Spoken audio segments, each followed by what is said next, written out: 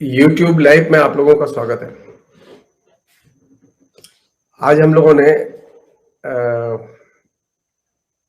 Kashmir file के बहाने ये जनसंहार और फिल्म के रिलेशन पर ये बातचीत रखी है और ये दो एक एपिसोड में चलेगी। आज मैं सबसे पहले कश्मीर फाइल के ही संदर्भ में बात कहना चाहता हूँ। कश्मीर फाइल का अगर आप पोस्टर जो जारी हुआ था उसे देखें, वो अपने आप में सब कुछ कहता है।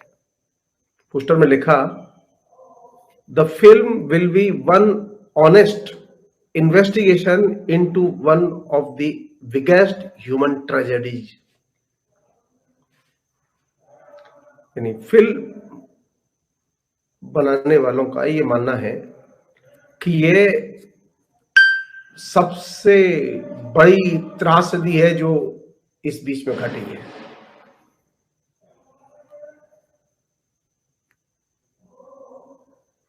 जबकि सच है कि भारत में अगर सबसे बड़ी कोई त्रासदी घटी है तो वो भारत विभाजन है। कश्मीर से कश्मीरी पंडितों का पलायन बिगेस्ट ट्रेजेडी नहीं है। पलायन में और मासेकर में या जनसंहार में फर्क होता है।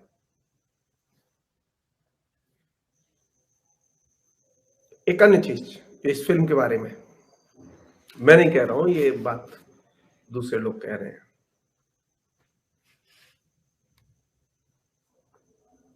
जो फिल्म के डायरेक्टर है विवेक अग्निहोत्री, उन्होंने ये बात कही है कि उन्होंने स्क्रिप्ट लिखने के पहले 700 जो माइग्रेंट जो कश्मीरी पंडित थे उनके इंटरव्यूज लिए लंबे लंबे, और उसको लेने में उन्हें 2 साल लगे।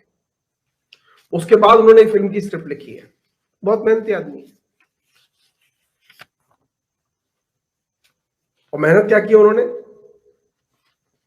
मेहनत ये की है कि उन्होंने, जैसा कि एक मैगजीन है फिल्म कंपेनियन ने बहुत सही लिखा है कि कश्मीर फाइल में प्रत्येक मुसलमान नाजी है। मॉडल, फिल्म का मॉडल देखिए आप। प्रत्येक मुसलमान नाजी है और प्रत्येक हिंदू यहूदी है। अगर प्रत्येक मुसलमान नाजी है और प्रत्येक हिंदू यहूदी है तो फिर तो कोई बहस हो ही नहीं सकती।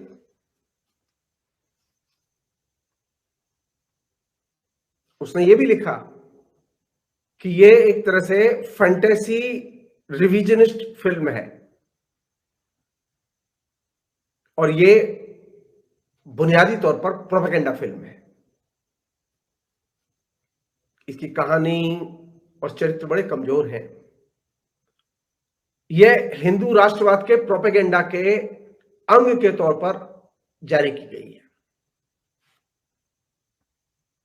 कहने के लिए ये फिल्म कश्मीरी पंडितों के बारे में है, उनके ऊपर हुए जुल्म के बारे में है। मैगजीन का कहना है कि यह फिल्म पलायन करके गए कश्मीरी पंडितों के प्रति कोई सहानुभूति पैदा नहीं करती, बल्कि मुसलमानों के प्रति नफरत पैदा करती है।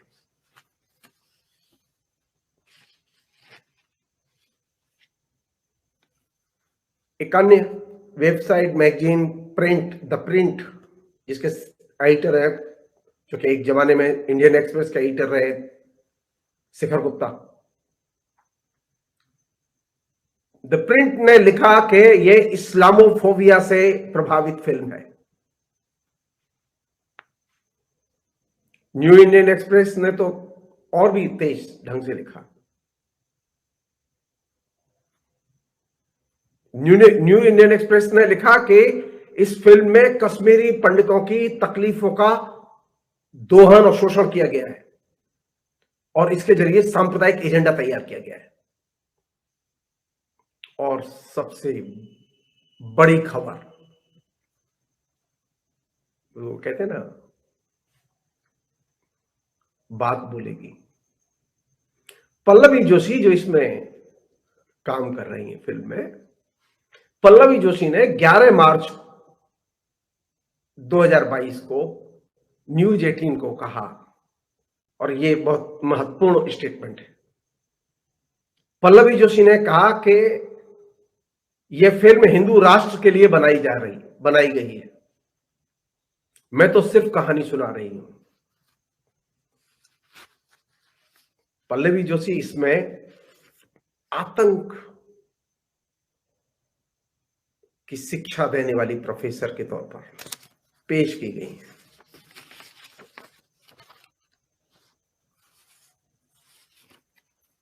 एक अन्य बयान, बहुत महत्वपूर्ण बयान, वो खुद डायरेक्टर का है। डायरेक्टर विवेक अग्निहोत्री कहते हैं कि उन्होंने ये फिल्म उनके लिए बनाई है जो बंदूक नहीं उठा सकते। फर्स्ट पोस्ट 7 मार्च 2022। अब उसका जो हिस्सा मैंने विज्ञापन का पढ़ा था, पहला विज्ञापन जारी किया जिसके बारे में यह कहा गया कि यह फिल्म ऑनेस्ट इन्वेस्टिगेशन के जरिए तैयार की गई है और इस ऑनेस्ट इन्वेस्टिगेशन की सच्चाई जाने। सिर्फ एक बयान काफी है। इस फिल्म में एक चरित्र स्क्वाड्रन लीडर रवि खन्ना, उनकी पत्नी ने इसका प्रीमियर देखा और जिस दिन उन्होंने प्रीमियर देखा 4 मार्च को, उन्होंने प्रीमियर के दिन ही मंच पर जाकर कहा कि उनके पति को गलत ढंग से चित्रित किया गया है। उन्होंने फिल्म में रवि खन्ना को गलत ढंग से चित्रित किए जाने का प्रतिवाद किया और कहा कि इसे दुरुस्त करो, हटाओ इसे। आपको जान के आश्चर्य होगा कि प्रीमियर शो के मंच पर एक चरित्र की पत्नी, ये दावा किया गया कि ये इन्वेस्टिगेशन के जरिए एक ट्रू स्टोरी को केंद्र में रख के लिखी गई फिल्म है। वहीं स्पॉट पर एक शहीद स्क्वाड्रन लीडर की पत्नी खड़े होकर कहती है कि मेरे पति के बारे में झूठ बोला गया है।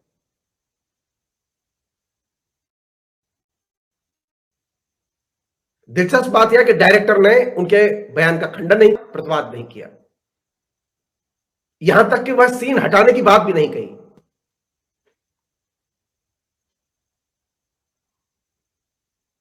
इससे एक चीज तो तय हो गई कि कश्मीर फाइल एक ट्रू फाइल नहीं है। क्यों ट्रू फाइल नहीं है? कोई तो बात होगी जिसकी वजह से हम ये कह रहे हैं कि कश्मीर फिल्म ट्रू फाइल नहीं है। ट्रू फाइल इसलिए नहीं है कि कश्मीर में की फिल्म बनाते समय डायरेक्टर के दिमाग में हिंदुत्ववादियों की मैंडेट थी कि उनके लिए एक प्रोपेगेंडा फिल्म बनानी है जो नफरत का जो नेशनल फ्लो चल रहा है, उस नेशनल फ्लो में वो एक तरह से ईंधन का काम करे। और ईंधन के काम के लिए ये फिल्म तैयार की गई है। और ये स्वयं पल्लवी जोशी ने कहा है कि वो हिंदू राष्ट्र के लिए फिल्म बनाई। हम रहते हैं सेक्युलर राष्ट्र में। सेंसर बोर्ड ने इस फिल्म को पास कैसे किया? सेंसर बोर्ड को कोई राइट नहीं है इस तरह की फिल्म रिलीज करने का। इसकी तत्काल रिलीज रोकी जानी चाहिए थी।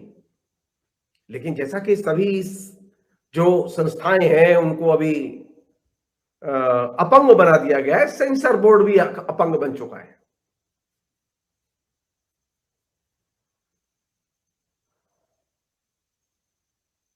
मैं फेसबुक पर एक लाइन में लिख चुका हूं, मैं सिर्फ उस एक लाइन को रिपीट कर रहा हूं। मैं ये शुद्ध प्रोपेगेंडा फिल्म है और मेलोड्रामा फिल्म है। इसका कश्मीरी पंडितों की सच्चाई से कोई लेना देना नहीं है। सिर्फ उसका आवरण के तौर पर इस्तेमाल किया गया है। तथ्य क्या है ये जान लें आप, क्योंकि तथ्य बेहद जरूरी है जानने। आखिर ये कश्मीरी पंडित जो माइग्रेट करके कश्मीर से बाहर आ गए, सरकार 8 साल के करीब हो चुकी है नरेंद्र मोदी की, एक भी कश्मीरी पंडित को पुनः उनके घर क्यों नहीं भेज पाई? कोई कश्मीरी पंडित वापस लौट के कश्मीर क्यों नहीं जाना चाहता?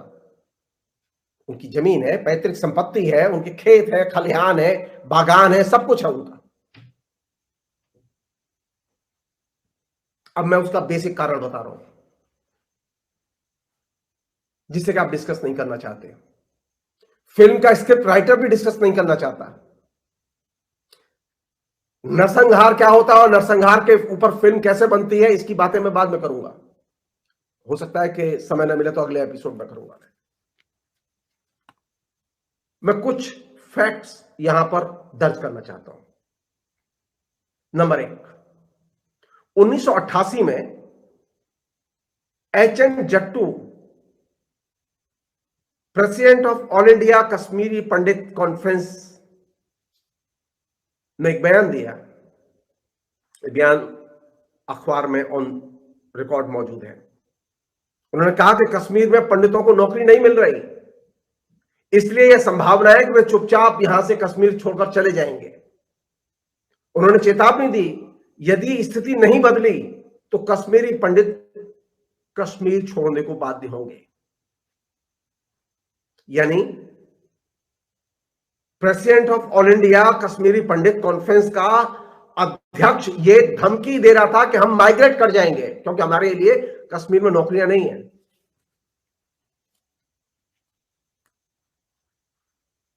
अब एक दूसरा फैक्ट है, मैं क्रमशः कुछ फैक्ट्स है जो सामने रखना बहुत जरूरी है क्योंकि लोग भूल चुके हैं। सन 1989 में कश्मीर में आतंकियों का व्यापक जन उभार आया और यह इतना व्यापक जन उभार था कि पूरा सिस्टम कश्मीर का कोलैप्स कर गया।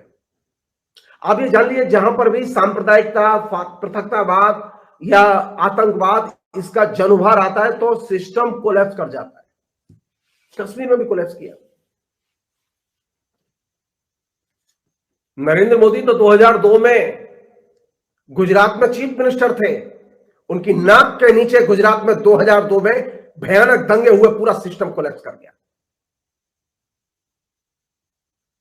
सांप्रदायिक उभार एक ऐसी चीज है, आतंकवादी उभार एक ऐसी चीज है, जब वो उभार सामने आता है तो बिल्कुल समुद्री तूफान की तरह आता है, सिस्टम एकदम अपंग हो जाता है।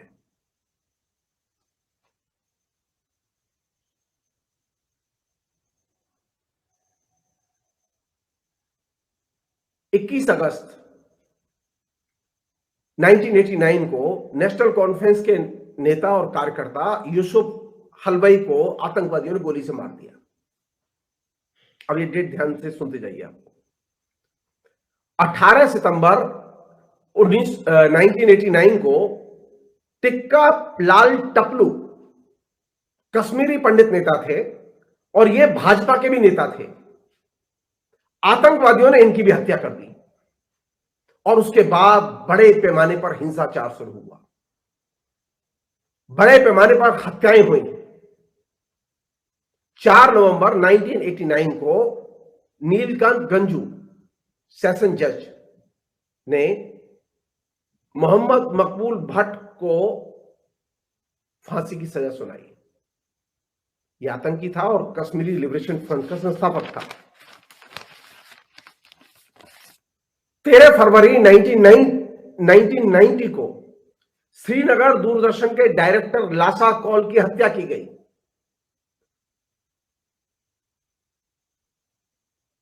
उसके बाद में पुष्करनाथ हांडू जो असिस्टेंट डायरेक्टर थे राज्य सूचना विभाग में, उनकी हत्या की गई। ये मैं लिस्ट क्यों बता रहा हूं, इसका कारण भी बाद में बताऊंगा मैं आपको। 1 मार्च 1990 को मीर मुस्तफा विधायक का अपहरण हुआ और 2 दिन बाद उनका मर्डर करके लाश जंगल में डाल दी गई।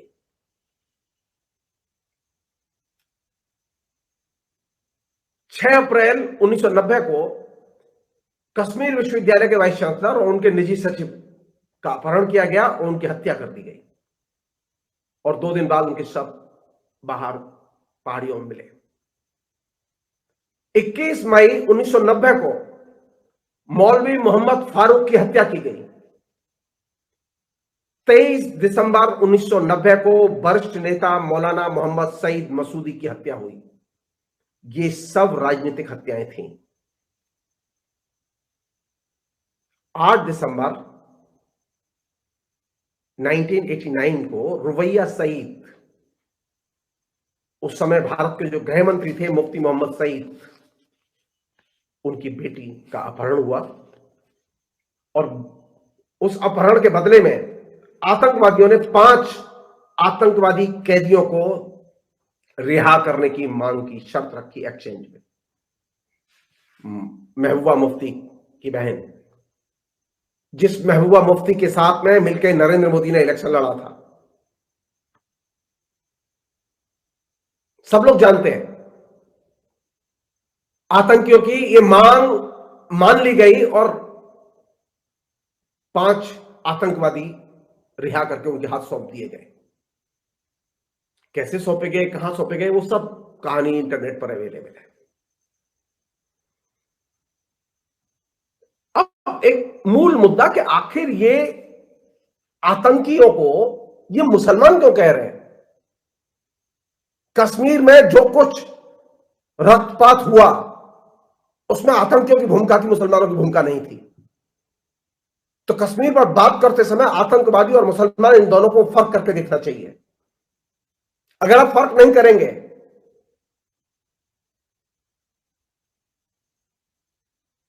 अपराधी अपराधी होता है, उसका कोई धर्म नहीं होता। आतंकवादी आतंकवादी होता है, उसका कोई धर्म नहीं होता। लेकिन जब विवेक अग्निहोत्री कश्मीर फाइल बनाने गए तो उन्होंने मुसलमानों को नाजी बना दिया। क्यों बनाया, इसकी चर्चा बाद में होगी। अब एक दूसरी चीज जो आपसे, यानी आखिर ये इतनी राजनीतिक हत्याएं और खासतौर पर कश्मीरी पंडितों की हत्याएं क्यों कर रहे थे आतंकवादी?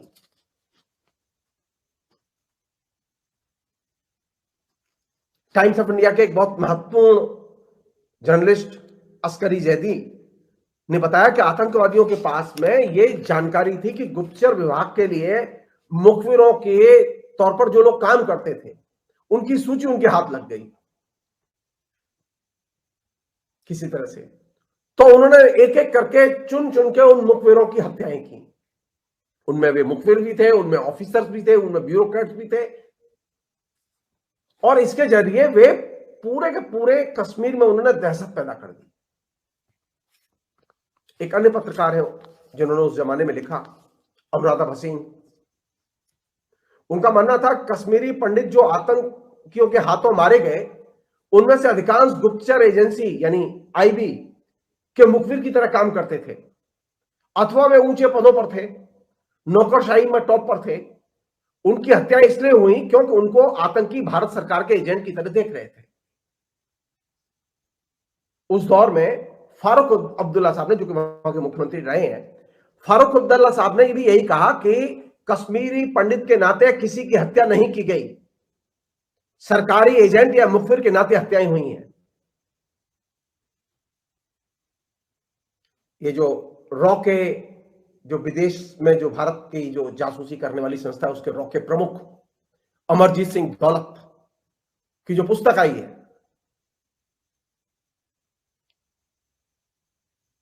उस पुस्तक में उन्होंने साफ लिखा है कि कश्मीर में आईबी को बुनियादी तौर पर कश्मीरी पंडित चला रहे थे, और यही वजह थी कि कश्मीरी पंडितों पर आतंकियों ने चुन चुनकर हमले किए।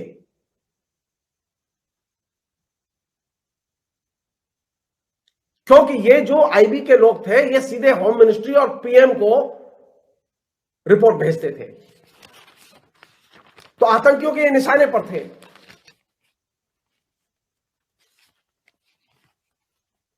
और ये हमले होने के बाद 1990 में आईबी का यानी गुप्तचर विभाग का पूरा ढांचा, क्योंकि नीचे जब सारे मुखबिर मार दिए गए तो पूरा गुप्तचर विभाग का ढांचा एकदम ध्वस्त हो गया।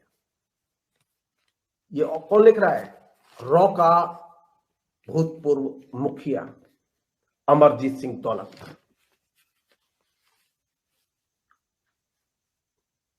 एक अन्य फैक्ट है जो कि इंटरेस्टिंग है और दर्ज किया जाना चाहिए, वो ये कि 1 मार्च 1990 को आतंकियों के नेतृत्व में लाखों लोगों ने United nation military observer group in India in Pakistan के सोनवार स्थित मुख्यालय पर प्रदर्शन किया। उसमें लाखों लोग शामिल थे। दिलचस्प बात यह कि लाखों लोगों की रैली के दौरान किसी भी कश्मीरी पंडित के घर पर न तो हमला हुआ, न किसी कश्मीरी की पिटाई हुई, न किसी कश्मीरी पंडित का घर जलाया गया, कहीं कोई घटना नहीं हुई।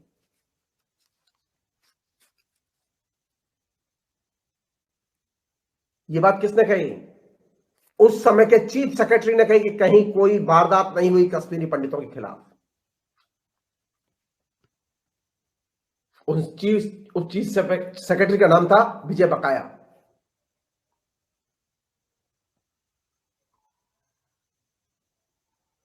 एक अन्य चीज जो कि दर्ज की जानी चाहिए, क्योंकि ये इन्वेस्टिगेशन के नाम पर झूठ बोला जा रहा है कश्मीर फाइल के जरिए। इकोनॉमिक एंड पॉलिटिकल वीकली ने एक बहुत ही डिटेल्स में रिपोर्ट छापी। उस रिपोर्ट में उन्होंने यह रेखांकित किया कि जो बड़े पैमाने पर कश्मीरी पंडित या हिंदू कश्मीर से पलायन करके भागे, वो डर की वजह से भागे। उन्हें डर था कि उनको जान से मार दिया जाएगा, क्योंकि कश्मीर में कश्मीरी पंडित जो मुखबिर के काम करते थे उनके ऊपर हमले हो रहे थे, और दूसरी तरफ बहुसंख्यक मुसलमानों की बड़ी बड़ी रैलियां निकल रही थी। इससे लोग एकदम आतंकित थे। जो माइग्रेटेड लोग थे, जो पलायन करके भाग रहे थे, उनमें से किसी के साथ में कोई सांप्रदायिक झगड़ा नहीं हुआ था, कहीं कोई लूटमार की घटना नहीं हुई, हिंसा की घटना नहीं हुई। वे अपने घर डर के कारण छोड़कर भागे, क्योंकि लगातार विशाल रैलियां कश्मीर के विभिन्न इलाकों में हो रही थी, और इन रैलियों के बाद में जो रिएक्शंस थे लोगों के, हिंसा हो रही थी। उसके बाद में घाटी में कर्फ्यू लगा। उस कर्फ्यू के दौरान बड़े पैमाने पर लोग मारे गए। किसने मारे, कैसे मारे, यह अलग डिबेट का विषय है। बड़ी संख्या में सेना के हाथों लोकल मुसलमान मारे गए, ये एक सच है। सिविल सोसाइटी और मानवाधिकार संगठनों का दावा है कि उस समय कम से कम 1 लाख लोग मारे गए, जबकि भारत सरकार का कहना है कि सिर्फ 45,000 लोग मारे गए। ये जो मारे गए लोग थे, 45 मारे गए या 1 लाख मारे गए या 5,000 मारे गए, ये सब कश्मीरी थे। मैं इस डिबेट में नहीं जाना चाहता कि वो हिंदू थे या मुसलमान थे। ऐसी स्थिति में मास स्केल पर कश्मीरी पंडितों ने पलायन किया। उनका कहना था कि मुसलमानों ने धमकी दी है, हमसे अनुरोध किया है कि वे घर छोड़कर न जाएं। तमाम कश्मीरी पंडितों के इंटरव्यू उस समय के अखबारों में छपे हैं।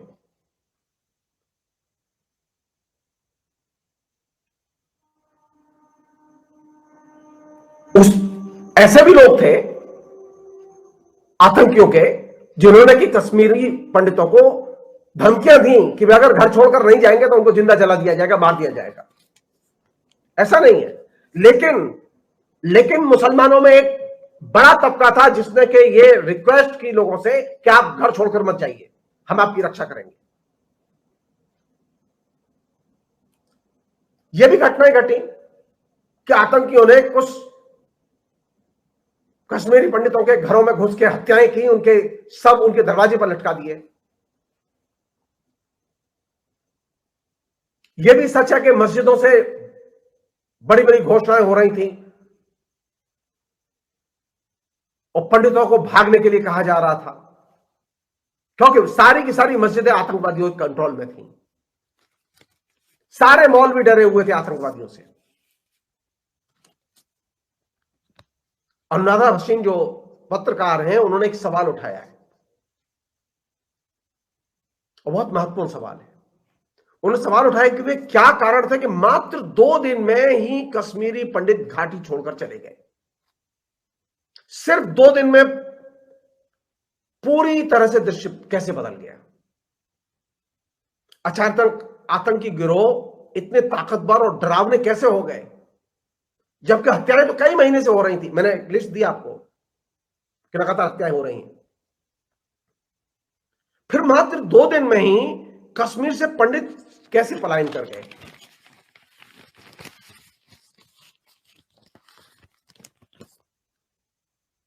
असल बात यह है कि वहां पर एक माहौल क्रिएट किया गया कि जो कश्मीरी पंडित हैं ये भारत सरकार के एजेंट हैं और ये नीचे उनके गुप्तचर की तरह काम करते हैं, इसलिए इनकी हत्या की जानी चाहिए। और ये माहौल बनाया आतंकवादियों ने, न कि मुसलमानों ने। जिन लोगों की हत्याएं की गई उनमें से अधिकतर वे लोग मारे गए जो कि सरकारी तंत्र का हिस्सा थे। वहीं कश्मीरी पंडितों के सामने समस्या थी कि वे अगर कश्मीर से निकल के जाते हैं तो जम्मू के अलावा वे कहां जाएंगे, क्योंकि भारत में और कहीं तो भारत सरकार ने कोई व्यवस्था की नहीं उनकी, तो उनके पास क्या विकल्प है। जैसा कि मैंने अभी आपसे कहा कि अनेक मुसलमानों ने कश्मीरी पंडितों को घर छोड़कर जाने से रोका, उनको सुरक्षा दी, उनको संरक्षण दिया, आतंकवादियों से लोहा लिया। इस प्रसंग में ओएन त्रिसाल का लिखा पढ़ा जाना चाहिए। उन्होंने अपने निजी अनुभवों के आधार पर कुछ साझा किया जो कि प्रेस में है कि कैसे मुसलमान पड़ोसी पंडितों को रोक रहे थे। अनेक पंडितों को मुसलमानों ने शरण दी, अनेक ने आतंकियों के हमले से पंडितों के घर बचाए, आतंकियों को घरों में घुसने से रोका। इसी तरह के अनुभव प्रोफेसर मनोहर नाथ टिक्कू के भी थे, जो कि उन दिनों के अखबारों में छपे। अप्रैल 1990 में जस्टिस बीएम तारकुंडे ने कश्मीर की यात्रा करके जो रिपोर्ट दी उसमें साफ कहा गया, जस्टिस तारकुंडे जो है वो मानवाधिकार के बहुत बड़े चैंपियन थे हिंदुस्तान के, नायक कहना जरूरी है उन्हें। उन्होंने साफ कहा कि स्थानीय मुसलमानों ने हिंदुओं को खुला सहयोग और समर्थन दिया।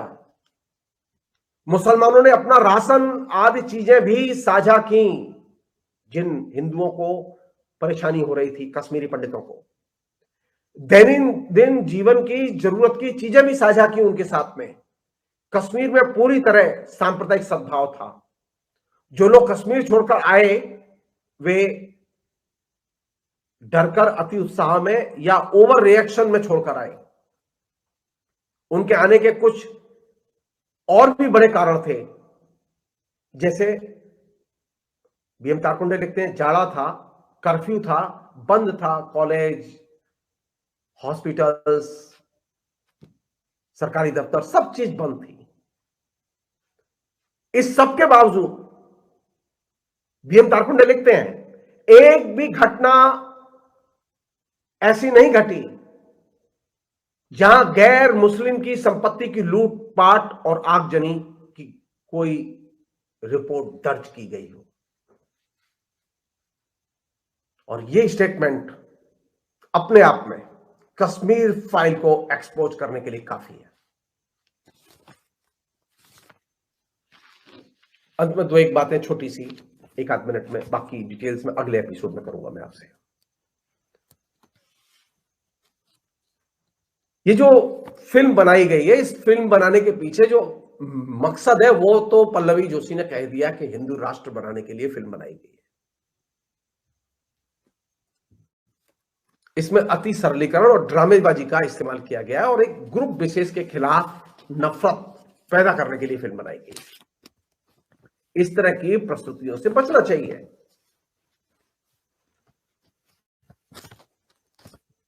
एक अन्य महत्वपूर्ण सवाल है ये सोचने के लिए आपके, क्या फिल्म के जरिए जनसंहार की बर्बरता या भयावहता का चित्रण संभव है?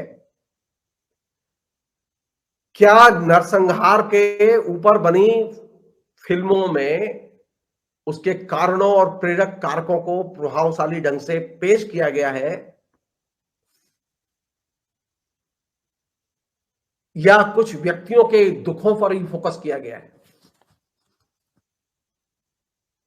जो फिल्म बनी है कश्मीर फाइल, क्या फिल्म 72 दर्शक वर्ग, खासकर उस दर्शक वर्ग तक पहुंचती है जो नरसंहार से सबसे ज्यादा प्रभावित रहा है? कश्मीर और कश्मीर की जनता, उनके कोर इमोशंस था सद्भाव का कश्मीर में। क्या यह फिल्म उनके कोर इमोशंस को, ह्यूमन इमोशंस को संबोधित करती है, जिससे कि वे उन चीजों के खिलाफ सक्रिय हों जिनके कारण कश्मीरी पंडितों को पलायन करना पड़ा?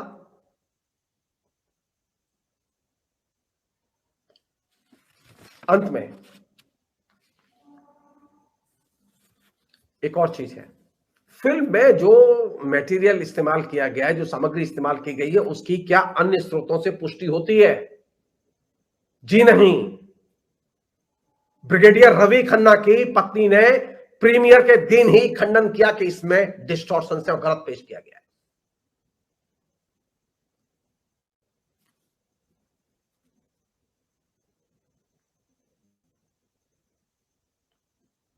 मैं सिर्फ एक चीज कहना चाहता हूं कि कश्मीर फाइल आखिर किस तरह के नैतिक राजनीतिक सवालों को खड़ा करती है। वह आपकी स्मृति के, आपकी अस्मिता के सबसे बर्बर रूपों को जागृत करती है।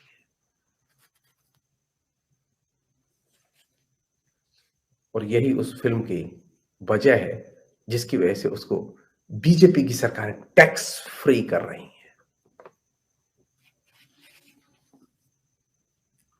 नरसंहार नहीं हुआ, कितना संहार हुआ, कितना नरसंहार हुआ और बाद में क्या हुआ, इस पर हम लोग, नरसंहार पर बनी फिल्मों की दशा क्या होती है और दिशा क्या होती है, इस पर हम बाद में बात करेंगे।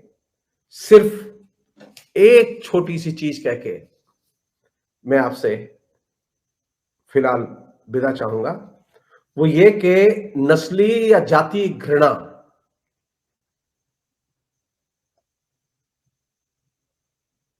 को ये फिल्म चुनौती देती है कि नहीं देती? मेरा मानना है कि ये फिल्म नस्ली और जाति घृणा या सांप्रदायिक घृणा को चुनौती नहीं देती, बल्कि उसे बढ़ावा देती है।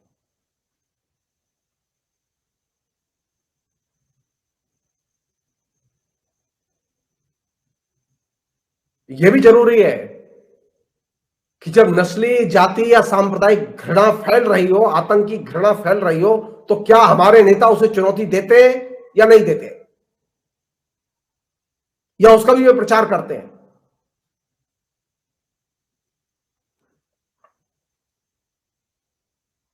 ये फिल्म सिर्फ एक वाक्य,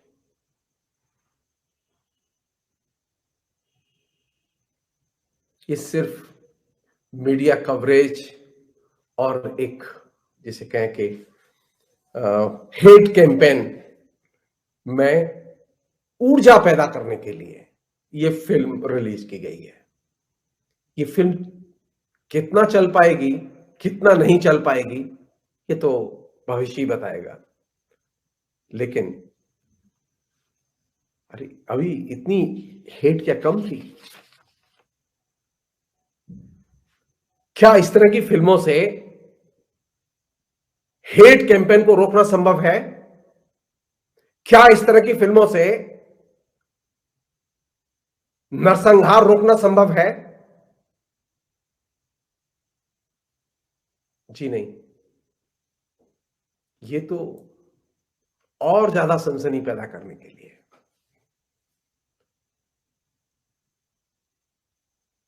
जो लोग नरसंहार देखना चाहते हैं, याद कीजिए नरसंहार पर बनी हुई शानदार फिल्म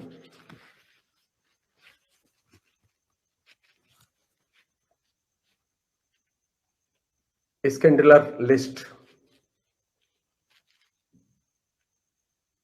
स्कैंडलर लिस्ट जिसको कि ऑस्कर के 7 अवार्ड मिले, उस फिल्म की बहुत ही घटिया जीरोक्स कॉपी है ये।